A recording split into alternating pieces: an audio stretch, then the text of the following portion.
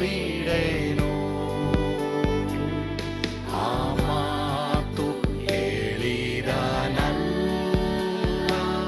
ತಾ ಹೇಳಿದನಲ್ಲವೇ.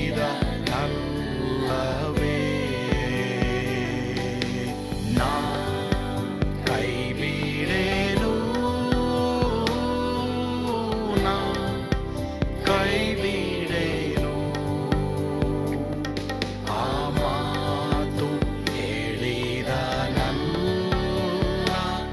ತಾ ಹೇಳಿದನಲ್ಲವೇ. ಯೇಸು ಕೈ ಬಿಡನು ದೈನಂದಿನ ಸತ್ಯವೇದ ಅಧ್ಯಯನಕ್ಕೆ ನಿಮ್ಮೆಲ್ಲರನ್ನು ಆಹ್ವಾನಿಸುತ್ತೇನೆ.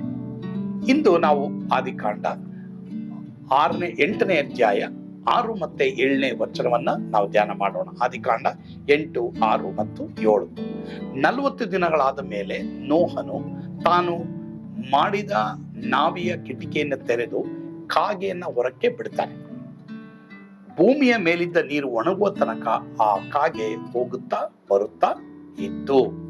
ಕಾಗೆ ಹೋಗುತ್ತಾ ಬರುತ್ತಾ ಇತ್ತು ಅನ್ನೋದ್ರ ವಿಷಯ ಕುರಿತು ನಾನು ಇವತ್ತು ನಿಮ್ಮೊಂದಿಗೆ ಮಾತನಾಡ್ತೀನಿ. ನೋಡಿ, ಕಾಗೆ ಹೋಗುತ್ತಾ ಬರುತ್ತಾ ಇತ್ತು ಅಂತ ನಾವು ನೋಡ್ತೀವಿ. ಯಾಕೆ? ಭೂಮಿಯ ಮೇಲೆ ನೀರಿತ್ತು. ಅಂದ್ರೆ ಲೋಕ ಅದಕ್ಕೆ ಇಷ್ಟ ಆಗಿತ್ತು. ಕಾಗೆ ನಮ್ಮ ಶರೀರವನ್ನು ಸೂಚಿಸ್ತಾರೆ. ಲೋಕದ ಆಸೆಯುಳ್ಳ ಕ್ರೈಸ್ತರಾಗಿ ಯಾರು ಸಹ ನಾವಿರಬಾರ್ದು. ಕೆಲವರು ಸಲ ಆತ್ಮಿಕವಾಗಿರ್ತಾರೆ, ಕೆಲವರು ಸಲ ದೈಹಿಕವಾಗಿರ್ತಾರೆ. ಆ ರೀತಿ ನಮ್ಮ ಜೀವಮಾನದಲ್ಲಿ ಇರಬಾರ್ದು. ದೇಹದಿಂದ ಹುಟ್ಟಿದ್ದು ದೇಹವೇ, ಆತ್ಮನಿಂದ ಹುಟ್ಟಿದ್ದು ಆತ್ಮವೇ. ಕೆಲವು ಸಲ ನಾವೇನ್ ಮಾಡ್ತೀವಿ, ದೈಹಿಕವಾಗಿ ನಡಿತೀವಿ, ಕೆಲವು ಸಲ ಆತ್ಮಿಕವಾಗಿ ನಾವು ನಡಿತೀವಿ. ಆ ರೀತಿ ಇರಬಾರ್ದು ಪ್ರಿಯರೇ. ಕ್ರೈಸ್ತರು ದೇವ ಮಕ್ಕಳು ಎಂಬುದಾಗಿ ನಾವು ನೋಡುವಾಗ ನಮ್ಮ ಆತ್ಮ, ಪ್ರಾಣ, ಶರೀರ ಸಂಪೂರ್ಣವಾಗಿ ದೇವರಿಗೆ ಒಪ್ಪಿಸಲ್ಪಟ್ಟಿರಬೇಕು. ಈ ಕಾಗೆ ಹೋಗುತ್ತಾ ಬರುತ್ತಾ ಇತ್ತು. ನೀರು ಕಡಿಮೆ ಆಗುತ್ತೋ ಇಲ್ವೋ ಅಂತ ಹೋಗುತ್ತಾ ಅದನ್ನ ನೋಡ್ತಾ ಬರ್ತಾ ಇತ್ತು ಎಂಬುದಾಗಿ ನಾವು ನೋಡ್ತೀವಿ. ಕೆಲವರು ಹಾಗೇನೆ ಇಷ್ಟ ಬಂದಾಗ ಸಭೆಗೆ ಬರೋದು, ಇಷ್ಟ ಇದ್ದಾಗ ಸಭೆಯನ್ನು ಬಿಡೋದು, ಇಷ್ಟ ಬಂದಾಗ ಬೈಬಲ್ ಓದೋದು, ಇಷ್ಟ ಬರದೇ ಇದ್ದಾಗ ಪ್ರಾರ್ಥನೆ ಮಾಡದೇ ಇರೋದು.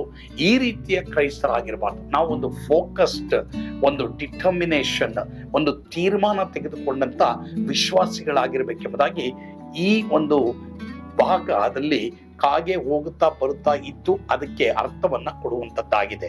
ಪ್ರಿಯ ದೇವರ ಮಕ್ಕಳೇ, ಒಂದು ವೇಳೆ ನಿಮ್ಮ ಜೀವಿತದಲ್ಲಿ ಈ ತೀರ್ಮಾನ ಇಲ್ಲದೇನೆ, ಸತ್ಯವೇದದಲ್ಲಿ ಬರೆದಿದೆ, 2 ಮನಸ್ಸುಳ್ಳವರೇ, ಯಾಕೋಬ 4ನೇ ಅಧ್ಯಾಯದಲ್ಲಿ ಬರೆದಿದೆ, ನಿಮ್ಮ ಮನಸ್ಸನ್ನ ಶುದ್ಧ ಮಾಡಿಕೊಳ್ಳ್ರಿ, ಒಂದೇ ಮನಸ್ಸುಳ್ಳವರಾಗಿರಿ ಎಂಬುದಾಗಿ ಬರೆಯಲ್ಪಟ್ಟಿದೆ ಪ್ರಿಯರೇ.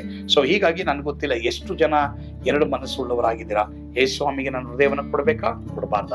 ಇವತ್ತು ದೇವರು ನಮ್ಮೊಂದಿಗೆ ಮಾತನಾಡ್ತಾ ಇದ್ದಾರೆ.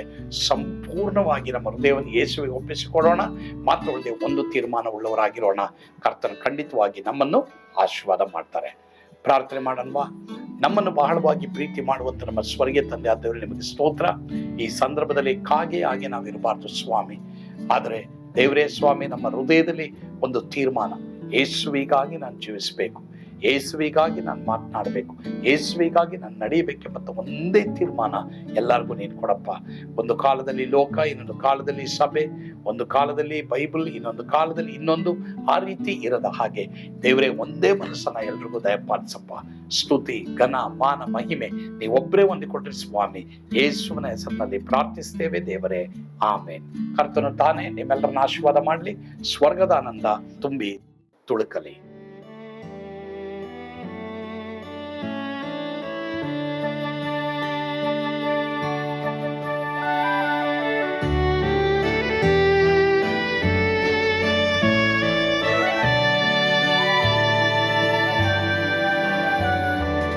ಓ ಎಂತ ಅದ್ಭುತವಾದ ದಿನ, ನಾನೆಂದಿಗೂ ಮರೆಯೇನು. ಪಾಪಂಧಕಾರದೊಳ್ ಅಲೆದೇನ, ರಕ್ಷಕನ ಕಂಡೇನು. ಕೋಮಲ ಕರುಣೆಯುಳ್ಳ ಯೇಸು ಎನ್ ಕೊರತೆ ನೀಗಿದ. ಕತ್ತಲೆ ಹೋಯಿತು, ಜ್ಯೋತಿಯು ಮೂಡಿತು, ನಾನೀಗ ಧನ್ಯನಾದೆ. ಸ್ವರ್ಗದ ನಂದ ಎನ್ನಾತ್ಮ ತುಂಬಿತು, ಶಿಲುಬೆನಾಗ ಎನ್ ಸ್ವಸ್ಥ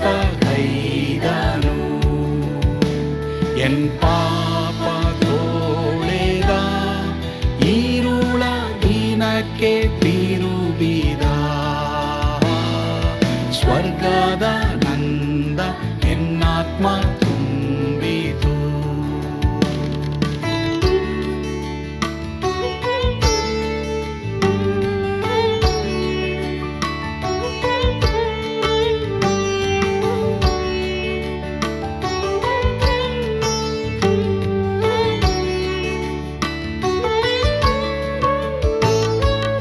ಆತ್ಮನ ನೂತನ ಜನ್ಮದಿಂದ ದೇವಪುತ್ರನಾದೇನು,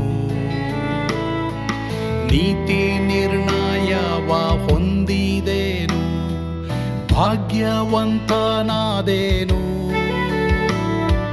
ಪಾಪಾತ್ಮನಾಗಿ ನಾ ಬಂದಾಗಲೇ ಆಶೀರ್ವಾದ ಸಿಕ್ಕಿತು. ಕೃಪೆಯ ಮೂಲವೇ ರಕ್ಷಣೆ ಹೊಂದಿದೆ, ಸುನಾಮ ಕೊಂಡಾಡುವೆ. ಸ್ವರ್ಗದ ನಂದ ಎನ್ನಾತ್ಮ ತುಂಬಿತು. ಶಿಲುಬೆನಾಗ ಎನ್ ಸ್ವಸ್ಥಗೈದನು, ಎನ್ ಪಾಪ ತೋಳೆದ ಈರುಳ ದಿನಕ್ಕೆ ತಿರುಗಿದ. ಸ್ವರ್ಗದ ನಂದ ಎನ್ನಾತ್ಮ ತುಂಬಿತು.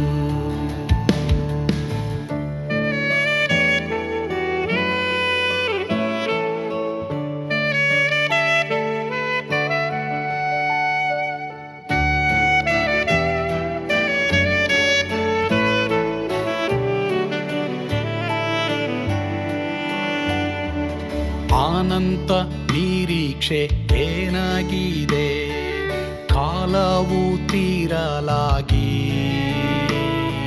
ಸ್ವರ್ಗದ ಭವ್ಯ ಬಿಡಾರದಲ್ಲಿ ನಿತ್ಯವಾಗಿ ಇರುವೆ.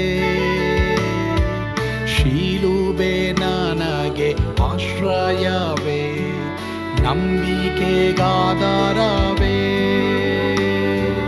ನಿತ್ಯ ಐಶ್ವರ್ಯವ ದಿವ್ಯಾಶೀರ್ವಾದವ ಕರ್ತ ಇವನೇ ನಗೆ. ಸ್ವರ್ಗದ ನಂದ ಎನ್ನಾತ್ಮ ತುಂಬಿತು.